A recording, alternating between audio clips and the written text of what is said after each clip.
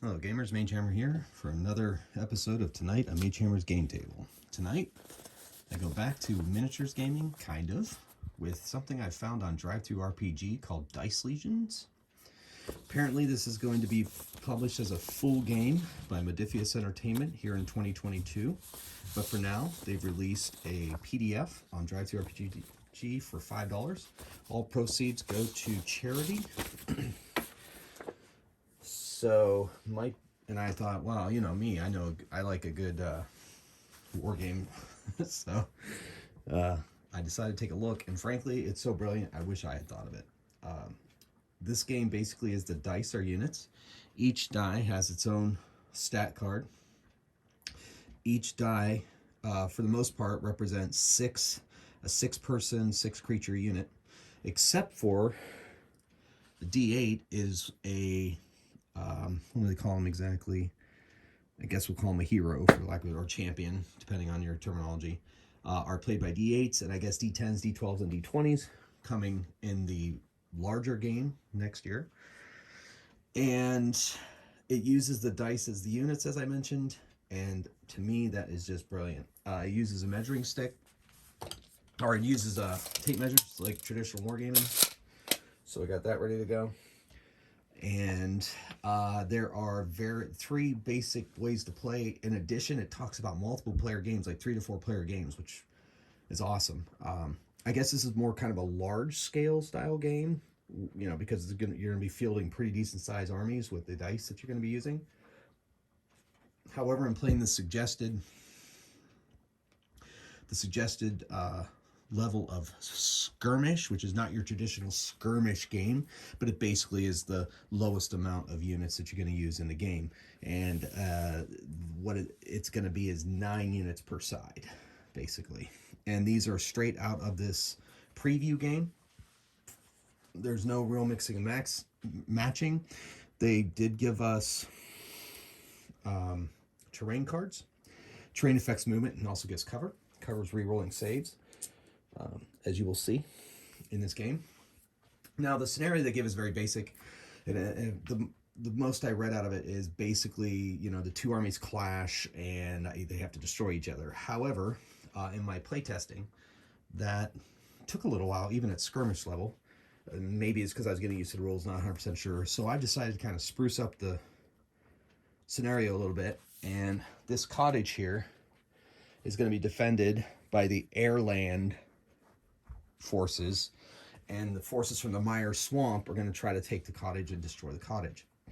So I'm basically turning these cottages into objectives. And what I've got in my head, and we'll see how it plays out, is if the Mire forces hold the cottage, have a unit on the cottage for 2 turns in a row, then they win. The defenders have to stop them, the forces coming forward, for 6 turns. I think 6 turns is reasonable. But we'll see as we play how we go. I just pretty much play tested their scenario, which basically was destroy it all. And at some point I had to go, so I just kind of stopped before I was able to finish it. So that's why I decided to put the scenario in place. Because as you know, frequent viewers of my channel know, I don't like that my videos move beyond too far beyond an hour. So hopefully this video won't be too much longer, especially with this little preamble I have here explaining what this game is. So it's by Adam L. Dobbins. Apparently he designed this and thought it up during the pandemic. Modifius, somebody at Modifius saw him posting on his blog or something and got very interested in it and offered him to publish it. And I can't wait for it to come out, because even in my brief playtest, it was a lot of fun. A lot more fun than you would think just shoveling dice around the field would be. Maybe. I mean, not for me. Shoveling dice around a field is one of the greatest joys of my life. So this game looks like it was made just for me. All right, so without further ado, we're going to get into it. There's a roll-off. So the forces of the Mire Swamp will be the black dice, and the forces of the airland will be the white dice. This is the initial roll-off. We're going to do this for deployment, and then we're going to have another roll-off. And so the Mire Swamp gets to go first. So it's going to be one at a time. And each die is a 6-person unit. So there's supposed to be a 12-inch no man's land in the middle between the forces. So I'm basically going to take it from the cottage could over. you say that again? My apologies. I couldn't. Somehow I activated my Apple Watch. Siri's very sensitive. All right. So from the cottage over is going to be the 12-inch no man's land. So that puts us pretty much right at the edge of that forest there. So these guys have, each of the units has special abilities as well. These green guys here are the Gatorkin mercenaries, and they're not slowed by pond or forest terrain. So they also get terrain if they're put in the forest. So I'm going to deploy that first character right there in the forest, which is pretty close to the cottage, but it'll play. All right, and then over here, I have the Airland Scouts of the green. I have Airland Infantry is the white. These fancy blues are the Knights of the Airland, and that is my Battle Mage, Airland Battle Mage. So they've placed one of their units, and I can place mine in the actual cottage to help defend it. So I'm going to put an infantry here. Back over here, alternating deployment. I'm going to put another Gatorkin mercenary there. I'm going to put another mercenary in the cottage. Not mercenary, sorry, infantry. And then put another one in this forest here, making sure I don't get past the no man's land, which I know is right about there. And then might as well finish out the infantry. He'll be able to support either direction. Put him right there down the main street of the cottage, though it doesn't count as the cottage because the cards themselves count as the terrain. They have to be touching some part of the terrain, but I'm going to put them right in the middle of the road and see how that goes. Now I'm going to put forth Goblin Infantry. They're going to be here. Try to move them into the forest. Then we're going to put out the Scouts. Now, the Scouts have a pretty cool ability. They basically give the Airland side an additional activation. The way this game works is that when you have a full-size army, you go with 6 activations. In this case, since we pared it down to a skirmish-size army, we only have 3 activations each side. But these guys, these Scouts, give a free activation if they roll if they win the roll-off. And they are not slowed by forest terrain. So, put them here on the edge of the cottage. They'll move on out to go about their business. I'm going to keep the goblins together. I think they might be more powerful together. They're archers. The Scouts are also the archers on this side. And the goblins, the red and black dice over there, are the archers for the Mire Swamp forces. Put that Scout there. Put all the gobbies together here. My other Scout. Put them together there with his twin. Now we're going to do the Drake Riders. Goblin Drake Riders. They have flight, so obviously they're not affected by ground-based terrain. And they can automatically break from close combat without any kind of penalty. Not that there's any payment, you just can't break. In this game, you can't break from close combat, but flyers allow you to do so. And they have probably some of the best movement, so I'll put them here on the other side of the forest. I'm going to put my cavalry, I'm going to put one right up near next to this infantry so that they can have most mobility. Drake Rider behind this forest and supporting those goblin archers. And then put the other cavalry guy over here to help support this Scout and to watch that left flank. Now, the hero / champion is the Carnage Beast. He does damage with a boulder throw. The way the game works is the D6s, as I said, each one of those pips counts as a person in the squad, in the unit. However, that gets turned down. That's basically their hit points as they take damage in combat. So they kind of lose their effectiveness. These two also gauge its life points, but it's a single entity. So it's just like hit points. But they keep their amount of dice that they attack and defend with, even as their life points go down. While with these D6 units, they roll fewer dice. They roll a number of dice equal to what you see on the face of their die. Put him next to that Drake Rider. And the Battle Mage champion, we'll put him in the Hamlet. So, full deployment. Now we're going to roll off. I think that's how you play. If not, that's how I'm playing. And the Mire Swamp gets to decide if they want to go first or if they want to wait for them. But since the scenario is calling for them to be the aggressor, they need to get into that Hamlet. So they're going to actually move. Now I get 3 activations. So I only get to move 3 of these. Now you can do a double move for activation. You can do a move and then a ranged attack. You can do a move, then a close attack if you have to do close with a enemy unit. Or you can kind of just sit there, but it still counts as an activation. So in this case, we're going to send in our shock troops, which are going to be those Gatorman mercenaries, and maybe try to soften them up a little bit. Up on the hill gives an additional inch to range attack, so that's not really going to help our Gatorkin, but they can move through that pond easily. So I'm going to move, and they'd take no movement restrictions from there. Their movement on the card is 3 inches, and I think I'm just going to make a double move. So you measure from the edge of the unit to the end, and then, well, that'll make them, if I put them in that pond, they'll have some cover. I believe, no, wait, ponds don't provide covers. Ponds only affect terrain or movement.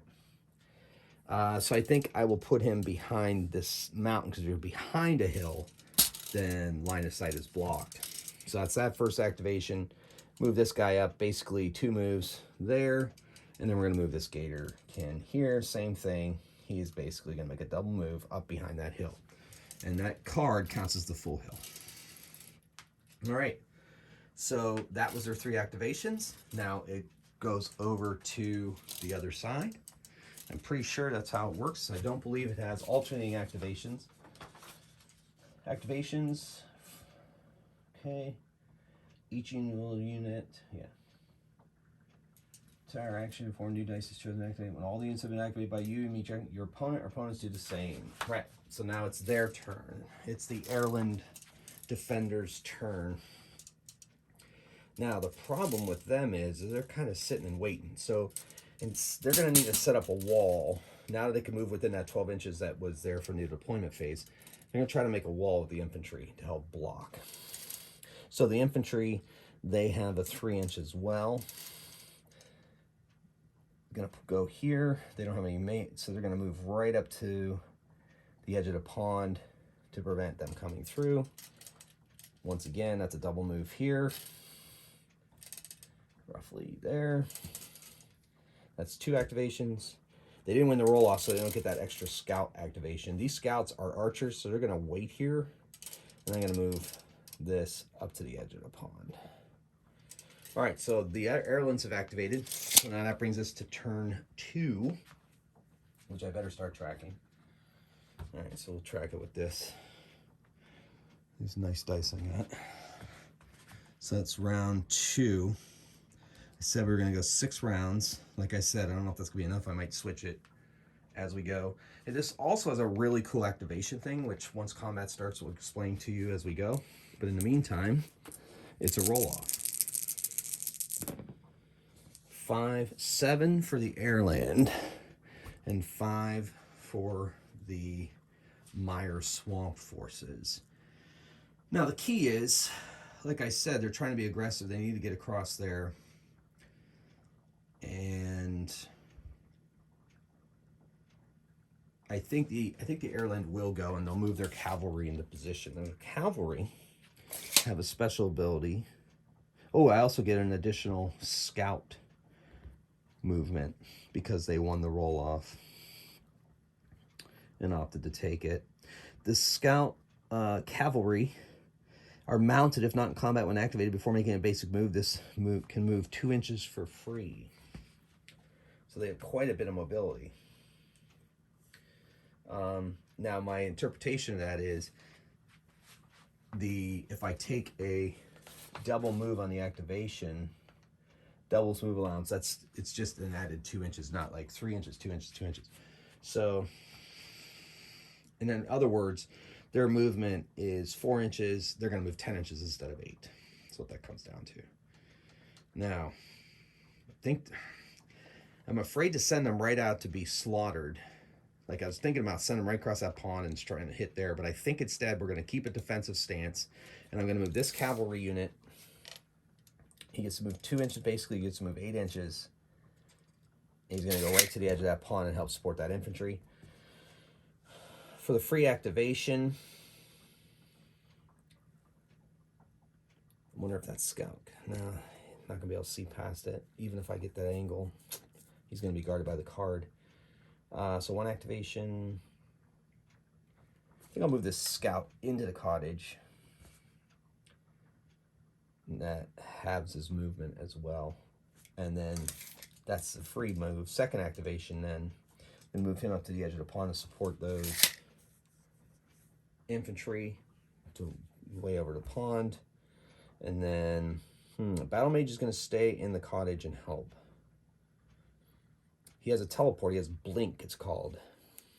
I don't know if I don't want to put him out there to be vulnerable and get destroyed right out of the gate. So I think I could do nothing. But I might move. I'll just move this scout into the hamlet, cottage hamlet. That part of the town. So there's my 3 activation. Technically 4 because they won the roll off. All right. Now to the aggressors. All right.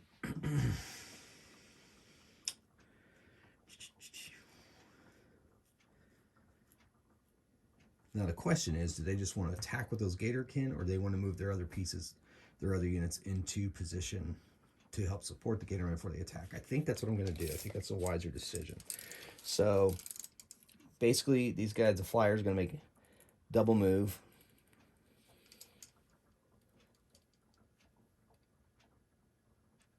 He thinks he's pretty safe there. He's going to take a risk. And then they're not going to mess around. They're going to bring. We're going to bring the Rock Crusher in. Now he goes through the forest. He does not have the ability of ignoring the forest terrain. So the way that terrain works is it's going to have his movement halved on moving across. So his movement total would be 3 inches, be 6 inches if you were to move across here.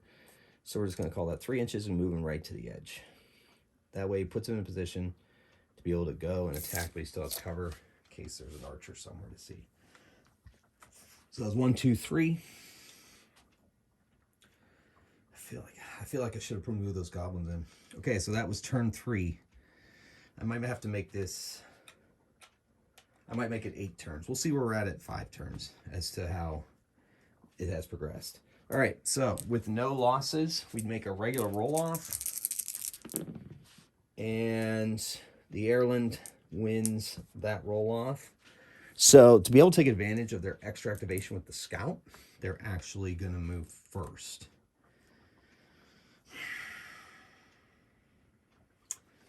Okay, we're going to get bold here. And the cavalry, they have half their movement through the pond, even though they're mounted. So that technically is, they get 2 added 6, we'll call it 3.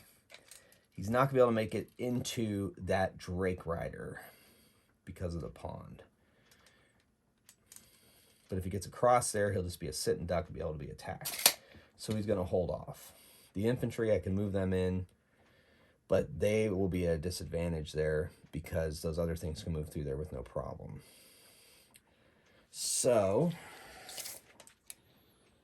he might go try to fight he just might make a double move, which would give him a 8-10. So that'd be just basically a 5 move, we'll call it. There, he's going to try to draw some attacks. This scout is going to make a double move up to here, being ready to rain arrows down upon them. And then the infantry is going to make a double move that'd be 3 inches over here as well to help support that. So that's technically 1, 2, 3. I can do a 4th activation. I think I'll move the battle. I like the battle mage having cover though in the cottage. Well, you know what we're going to do. I might try to be bold here. He's going to use his blink ability, rolls a d6 and add 2 inches. Place your battle mage anywhere within that distance. So, okay, so he's got 5 inches, which will take him pretty much right up to here. So he will wait behind that hill in case somebody tries to come over the hill, and he can also move quickly to be able to support either side. All right, so now we go to the other side, the Mire Swamp. Well, it's a little too much.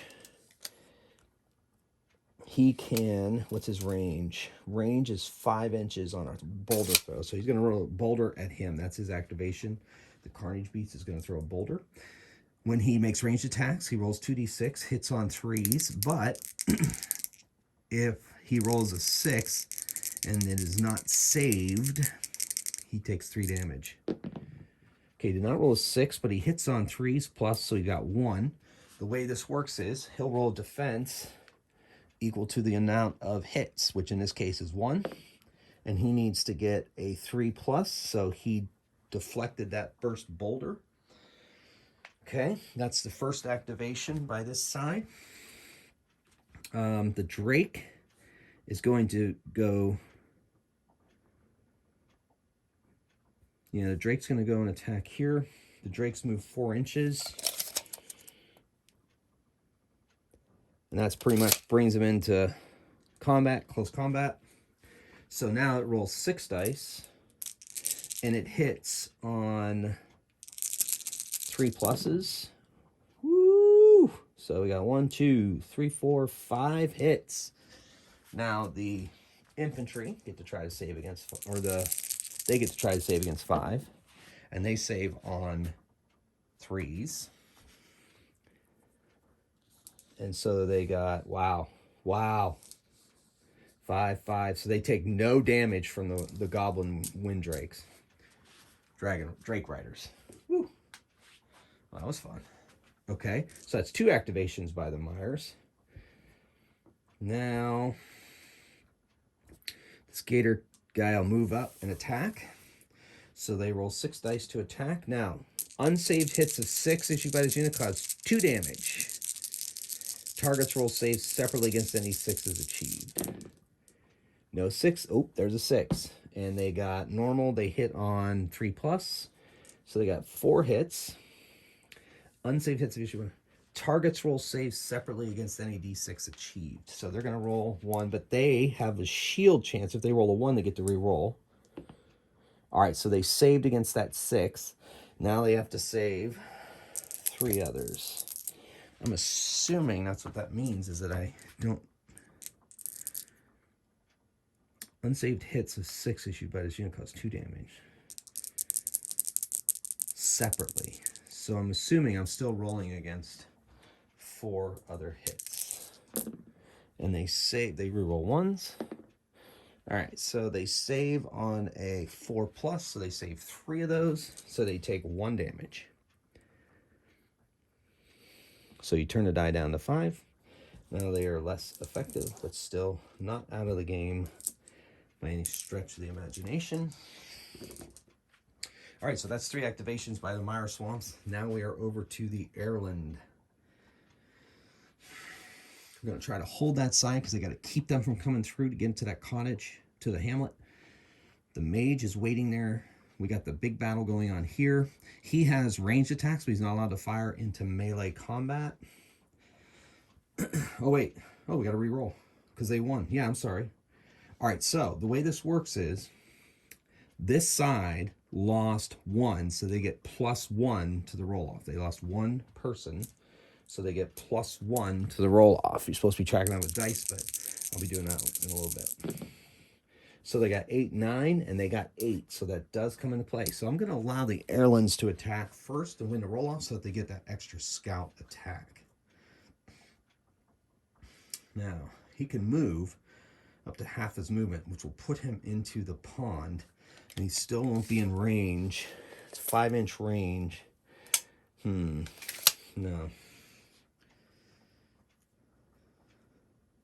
All right, we're going to do it anyway.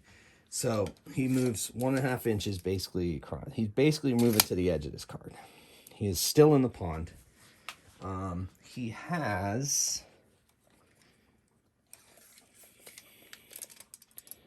5 inches. That's close. So we're going to say you can target them gatormen from there, I guess. Because I don't think he can reach the boulder thrower. No. But he can reach the gatormen. We're going to say that that counts as line of sight. And he is going to attack them gatormen. All right, so they have a range attack of 4+.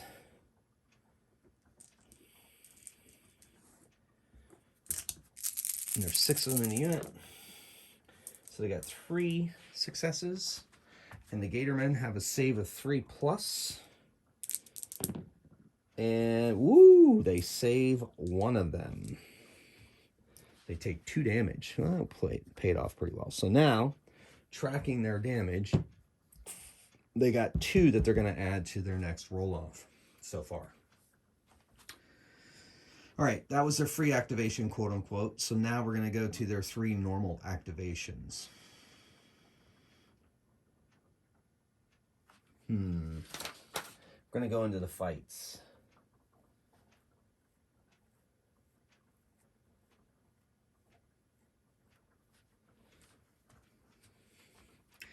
All right, so the Knights of Ireland are going to attack these Drake Riders. So they get 6 attacks. They hit on 3s. Okay, so they got 4 of their 6 attacks. And the Drake Riders save on 4+. And so they have to roll 4.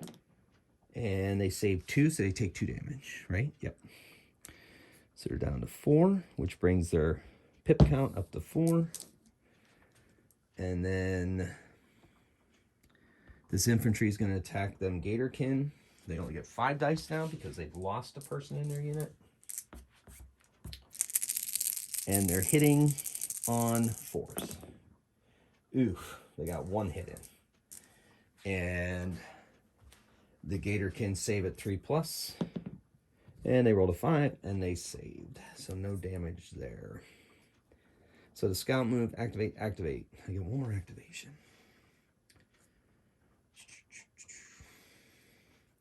I'm going to throw the Battle Mage in for fun, just see how it plays out.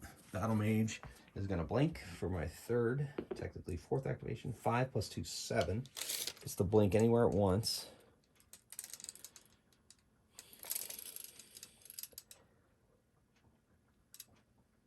And then gets to do an attack. So it's going to blink here. And it has a range of 5 inches for it. Oh, I can't hit that. Range attack of 6 cannot be saved. So I'm not going to put him there because I can't. You can pre-measure before you actually commit to any move in this game, it says. So I'm just basically going to put it over here. I'm putting him right in the middle, draw some attacks. He is going to then shoot his Searing Beam at this creature. Range attacks of 6, cause 2 damage per hit, and cannot be saved. Basic unsaved range hits are 1 damage. 6. Okay. So he has an ability of 3d6 hitting on 3s. For his Searing. 1 hit. It's a bit pitiful for the mage, but that's all right. Probably just disoriented from teleporting. All right, so 1 attack that's not even a 6 that this Gatorkin has to save against, and it doesn't save, so it goes down to 3, which brings their pip count to 5. Okay, that's all their activations now. It is the Mire Swamp people. Now, we got to remember that the main point of this is to get into that hamlet. So we got to keep that in mind. So they move half their movement to go up that hill, and they have 3 inches. If they double their move, they'll take them right to the edge. That's just a full move. And this one is also going to go right over to here. They're going to try to make for the hamlet. So that's 2 activations there. Now, this Drake Rider is going to, it has a 4-inch move. It's going to engage that infantry to keep it off of his man there. And that's a move and an attack, so it rolls 6 dice to attack. it hits on 3s. So it's a pretty good roll. 5. The infantry have to roll 5 saves, and they reroll ones because they have shields. Holy crap, good thing they roll ones. Whoa, they save on 4+. So they save 4 of the 5 hits, they take 1 damage. Their pip count goes up to 1 for adding to the roll off. All right, so that's 3 activations right there. Didn't bother to fight there. They're just going to tie them up to let those guys make the run for where they need to go. Don't know if that's the best strategic option, but that's what we're going with. So that brings us to a roll-off. These guys are at +5, and they're at +1. Those will reset in this next turn. It's sooner in the 4th turn? I lose track. 7, 8, 7, 12. So they decide whether they want to go first, last, or otherwise. They're going to go first. The pip counts reset. He's going to charge into, basically going to get to there, going to get to the card. Same with him, he's going to get to the card. So they are in the hamlet. So we're going to start their hamlet count. If they're in it for 2 rounds, this including the round they're in it. So if they don't die by the end of next turn, they have raised the hamlet and won the game. All right, so we're at 1. Call that 1. Yeah, good enough. All right, so that's 2 activations there. And then he's going to break because he can fly. He's going to break and attack. Let's see, he can move 4 inches and still do something. Doesn't have to worry about training, can break from combat. So what he's going to do? He's going to break and land in the middle of the hamlet because he can break melee combat and fly over there and land there. Cool. They have to be in both of them for them to have the objective, though. They have to burn both of them by the end of the 6th round. End of the 6th round. All right, so that is 3 activations. They didn't make any attacks or anything, but that's okay. They're going for the scenario, going for the objective. All right, on the other side, the Airland, they need to get in there and do some damage. All right, so the cottages give cover. So these scouts can just shoot their arrows at them and not have to worry about getting in melee combat. So they're going to do that. That's our first activation. And don't remember, I don't get the extra activation because they didn't win the roll-off. They fire. There's 3. Cover allows rerolls of failed rolls. So they're saving 3 at 3+. Then it's 1, 2, reroll. So they dodge/avoid 3 attacks. These scouts, whew, man.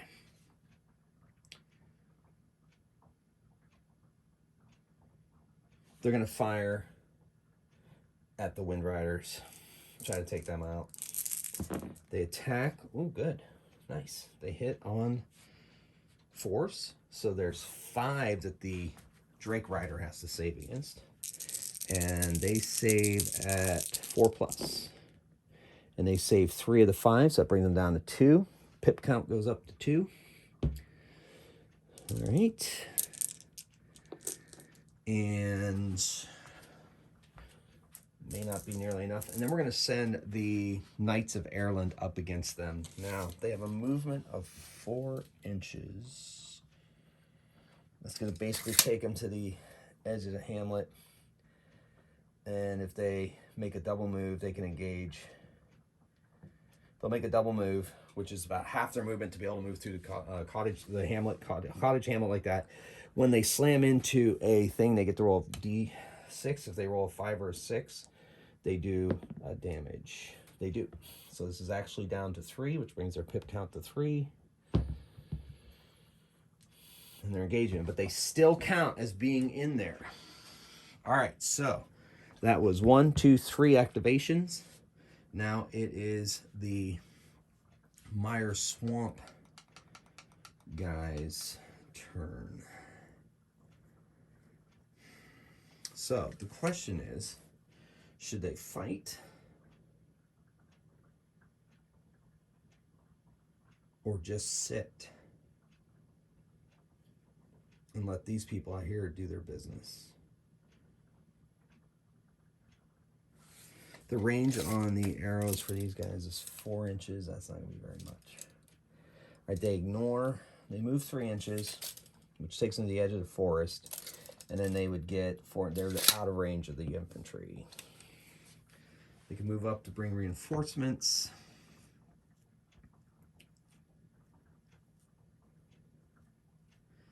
Woo! Decisions. Might have to take this to 7 turns.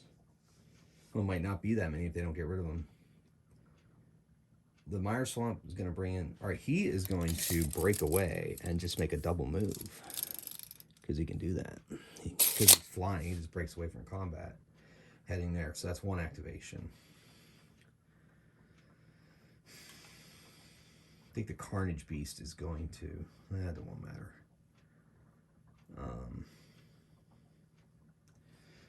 Yeah, we're going to move these goblins in a position. They're going to move 6. They're going to need to move up. And so that's 2 of them. They move through the forest. They ignore forest, by the way. Because this unit is not slowed by pond or forest terrain. They're going to get close to be able to shoot at those infantry and maybe wound them a little bit. All right, that's 3 activations on that side. So that ends the round. We're at 5. Bringing us up to the second round. The Airland Scouts need to win this, unless I make it 3 rounds. But I did say 2 at the beginning.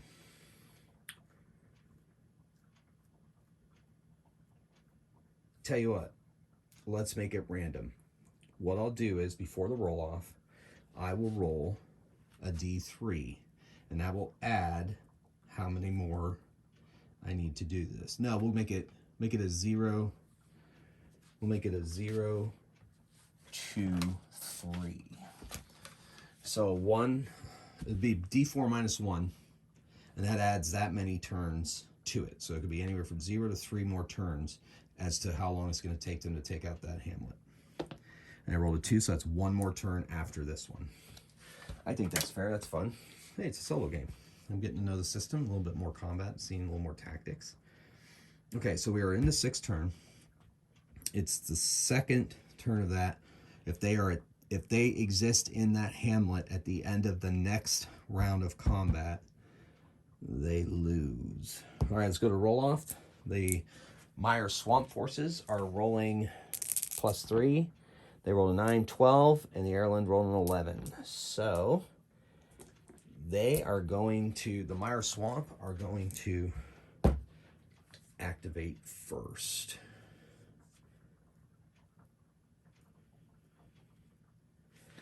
This guy is going to fly into here.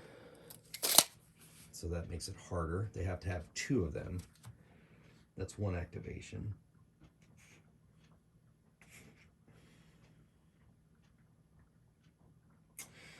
The Carnage Beast wants to get in on the action and bring up support. So you make a double move. That's 2 activations. Like I said, they don't want, I mean, they could get attacked. They could try to weaken those knights over there for my 3rd activation. Or the goblins could fire on, they could move up and fire on this infantry to help stop the support from entering. So what to do? Take out the infantry or fight there and try to take out some of their power. Take out 1 or 2 of the people in that unit.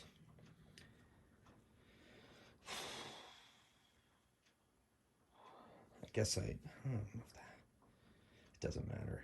Yeah, I guess it does matter. Oh, man. You know what? I'm going to back that up. I'm not going to make that my 2nd activation. 1 activation. I am actually going to move the Gatormen up on the scouts and fight. That's my 2nd activation. They got to weaken these guys if they want to maintain that for another round. So here they go. The Gatormen hit on 3. And unsaved hits a 6 each bonus unit can cause 2 damage. So there's 2 of those. And then there's 3 others.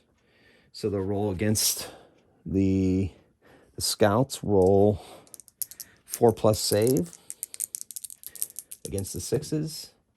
All right. They saved against the 6s. Then they have to make another roll of 3 more success. Holy moly, those scouts were determined to hold the cottage hamlet and stop those creatures from doing what they need to do and burn it down as they fight their way through. Okay, that was pretty big. All right, then over there, we're going to have those Drake Riders fight the Knights. There's only 3 of them left in the unit. And, oh, they hit on 3, so they got 1 hit in. And the Knights save at 3+. And they saved. So they were unable to break through. Hey, it was a gamble. All right, so 1, 2, 3. 3 activations done on that side. Now it's the Ireland forces' turn. All right, so we're going to archer them.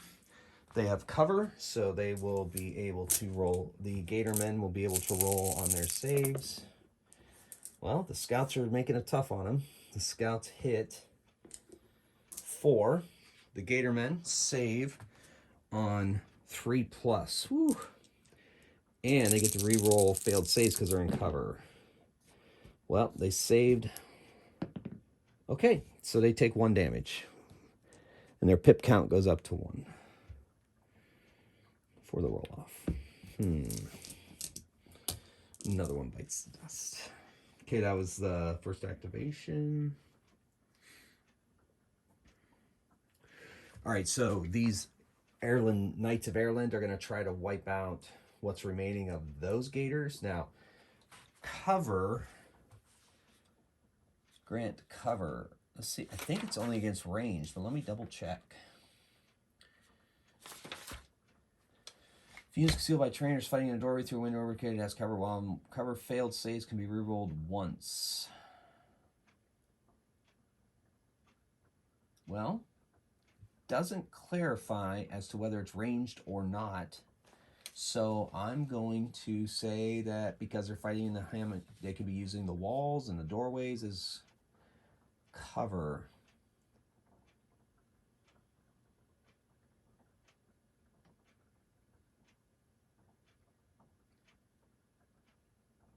Yep, we're going to count it as cover for both.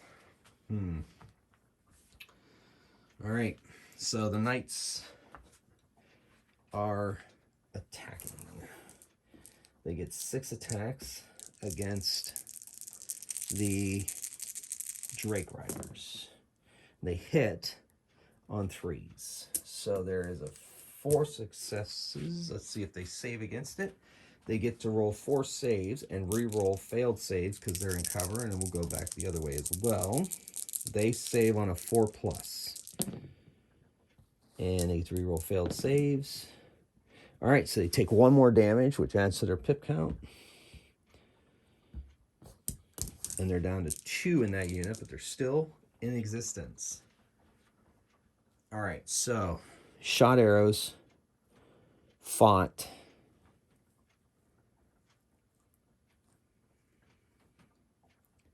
So I get 1 more activation. I guess those scouts, or did I already attack? Wait, yeah, no, these scouts are going to fight against those Gatormen for the 3rd activation. Oh my gosh, that's horrible. They hit on 4s. They got 1 hit. The Gatormen, or the Drake Rider, no, the Gatormen, get save on a 3+. They get to reroll failed saves because they're in cover. All right, saved it. Ugh, that could go wrong for them.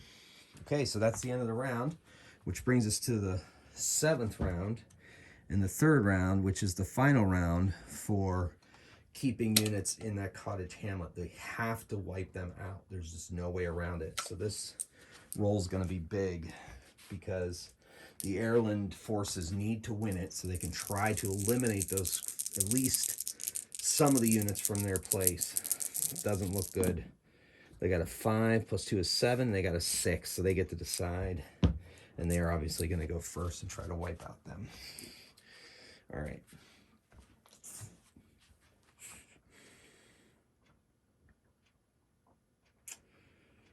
Whew.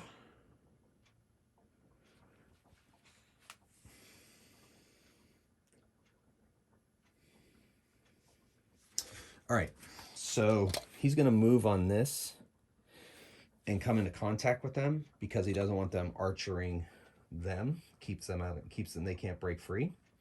So they're tying them down. So they get 4 attacks, hitting on 3s, 4 hits. Now they get 4 saves and they have cover as well, so they get to re-roll.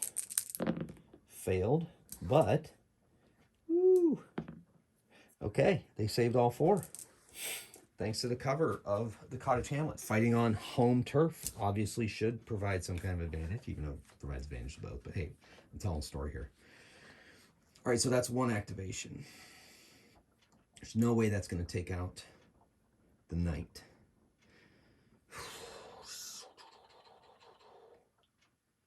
Oh my gosh. All right.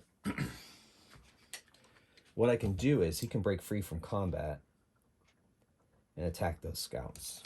So he's going to do that.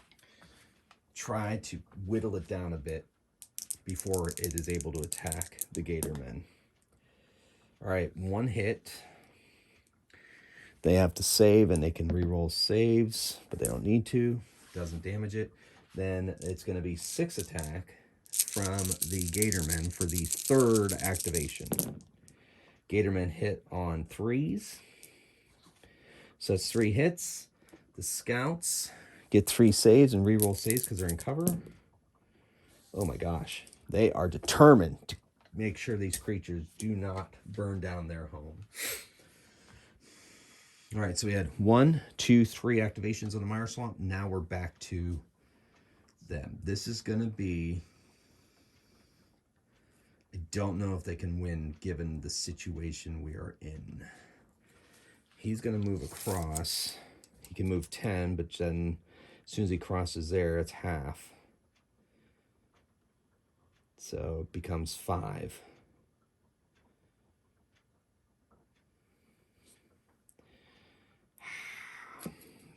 They really have no choice.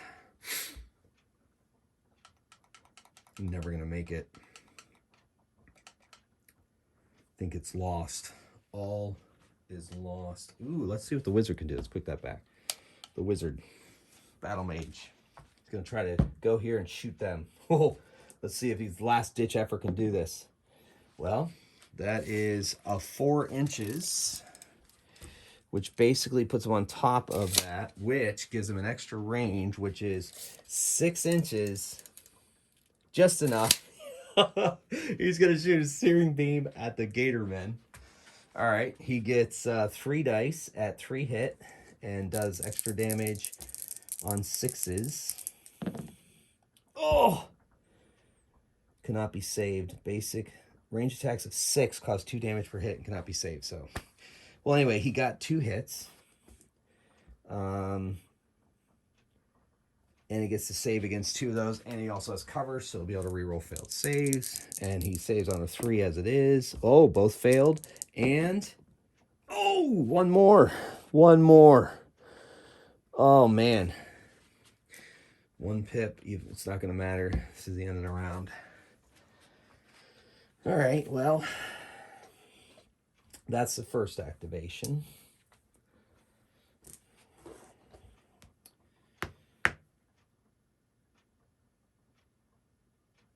Darn it, they can't shoot.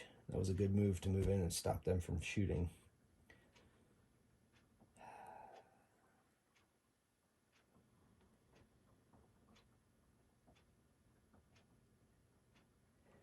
They have to be in both. So we can see if we can try to wipe out.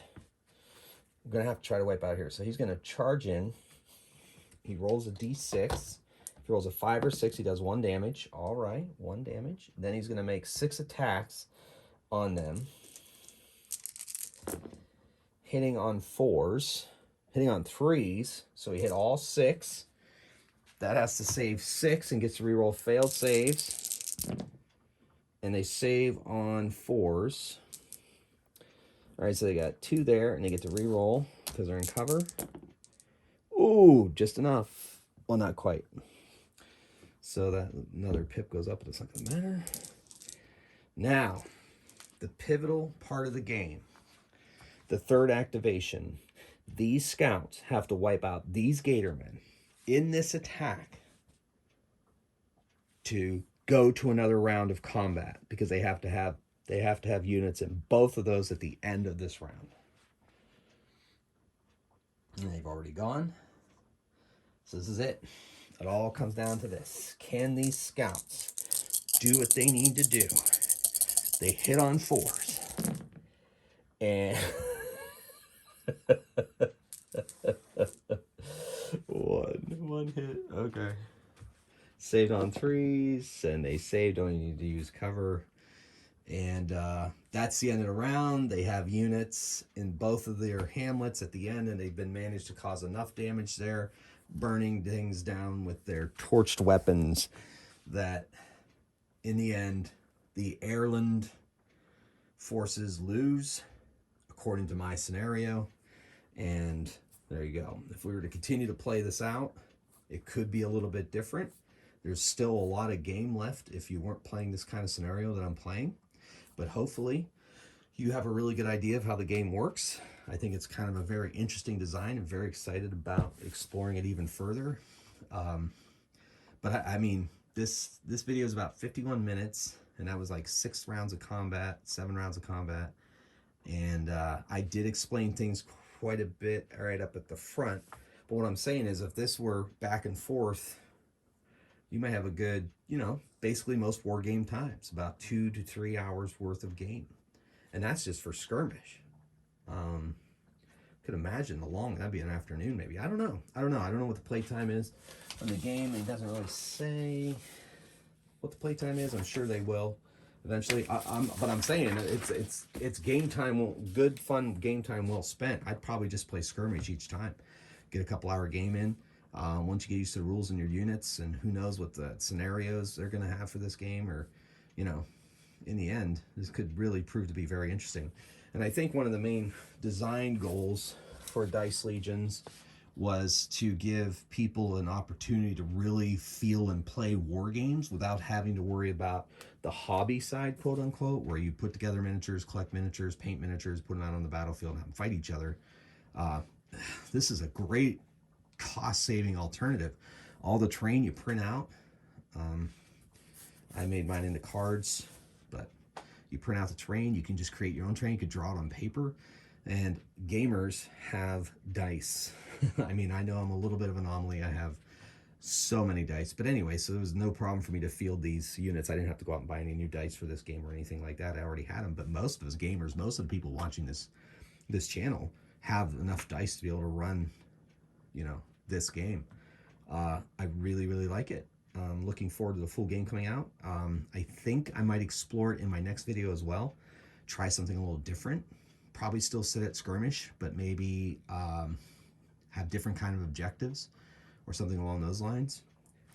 So anyway, if you made it this far in the video, I hope you really enjoyed it. That's Dice Legions by Modifius Entertainment, designed by Adam L. Dobbins.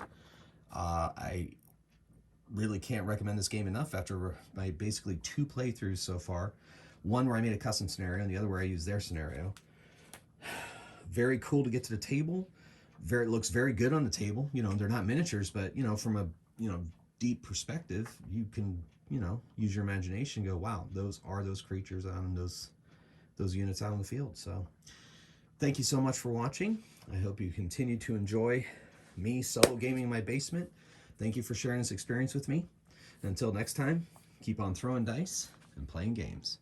Magehammer out.